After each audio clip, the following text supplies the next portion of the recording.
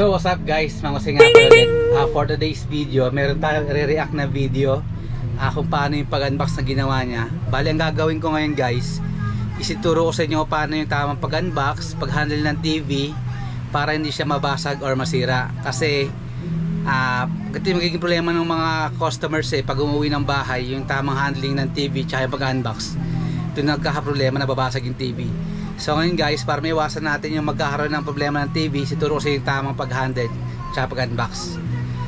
Pero bago yan, sana wag nyo kalimutan yung mag-like, share, subscribe sa mga video natin para mas marami pa tayong video na mapanood.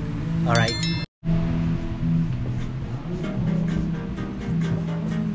So yung pala nakakuha ng TV is Xenon TV na 43 inches. Based on na sinabi niya kanina is napalalo niya lang sa raffle. Bali, ito na pala yung gagawin niya guys. Yun, tama naman yung ginagawa niya sa una. Tinatanggal niya yung mga accessories. Kagaya niyan, yan yung wall bracket. So yun guys, medyo nahihirapan siya kasi nga first, dapat na matanggal mo is yung mga styro sa loob ng box. Lahat both sa accessories, lahat ng styrofoam sa loob dapat is maalis mo. Ayan, nakakatanggal niya pa lang ng mga accessories. Ayan.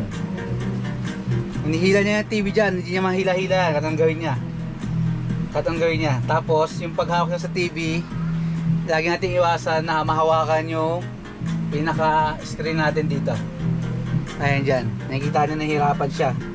May styrofoam sa gilid dyan, hindi niya pa tinatanggal. Dapat patanggal niya yan kasi may lock, yan yung lock ng TV para hindi siya mabasag. So yun guys, yun, unang mali Unang mali sa ginawa niya is yung paghawak ng TV. Ito guys, kung nakikita ninyo, hinahawakan niya yung TV. Ito, sa screen pag ganito. Mali po yan. Pag yan na di na nyo mabuti, 101% babasag yung TV ninyo.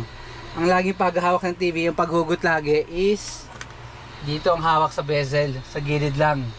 Pag huhugutin mo naman siya, pag ganito naman, dito ka naman mag-apply ng force sa likod. Dito lagi.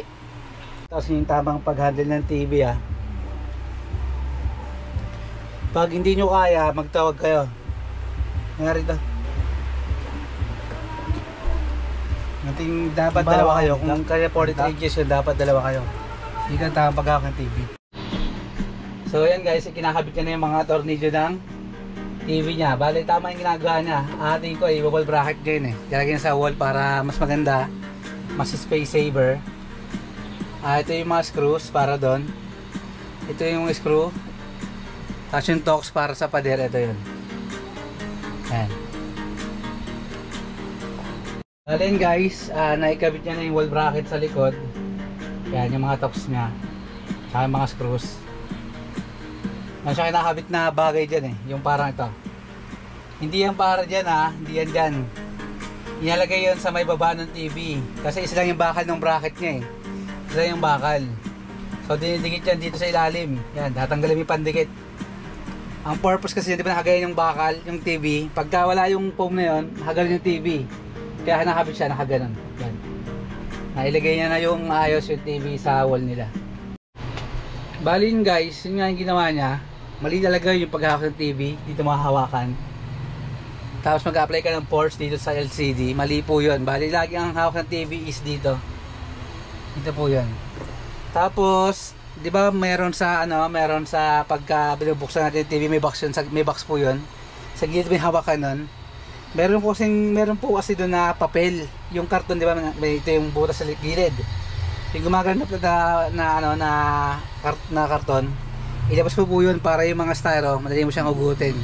Kaya hindi niya mailabas yung TV kasi maling ginagawa niya So yun guys, lagi nyo tatandaan, pag nag-apply kayo ng force is sa likod lang ng TV.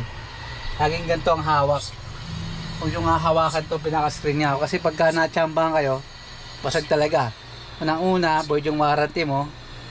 Siyempre, babayaran mo nun almost 80% po nung binayaran mo sa TV is doon na pumunta sa panel. Kaya pag nabasag yung panel, pakamahal po nun. So yun guys, ito naman yung tip ko para sa pag-unbox ng TV. Although tinuturo naman sa mga stores siyempre hindi lang man lahat ng customers natatandaan nyo tinuturo ng mga product specialist. Kaya ang tips ko sa inyo, panoorin itong video na to para doon hindi kayo mapasagan ng TV, kasi nga pag nabasag yon, sayang ang TV ninyo. So yun guys, para sa mga video pa, huwag niyo sana kalimutan mag-like, share, and subscribe sa channel natin. Tapos marami tayong video tungkol sa TV. Ayun, sana supportahan niyo pa yung channel natin.